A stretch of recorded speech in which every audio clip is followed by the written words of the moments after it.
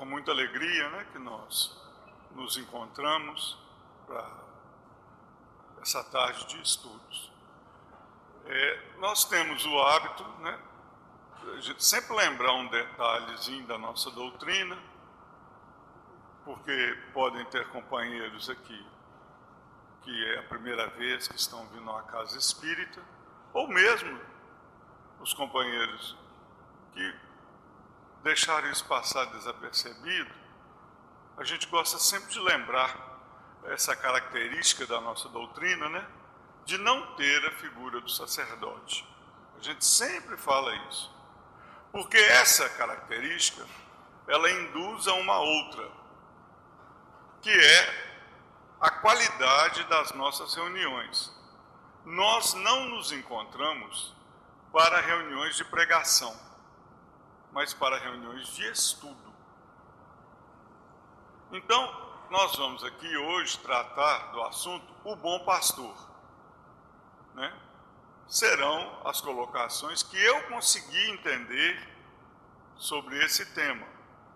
E eu convido a todos que depois procurem na Bíblia, nos livros espíritas, esse tema e que voltem a estudá-los, porque com toda certeza eu não terei esgotado todo o assunto e também terei cometido alguns enganos, né?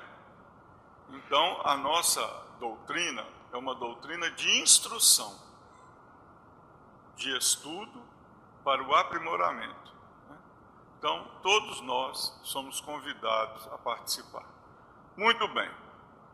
Então, nós vamos falar de pastor, que é um negócio já meio complicado, né?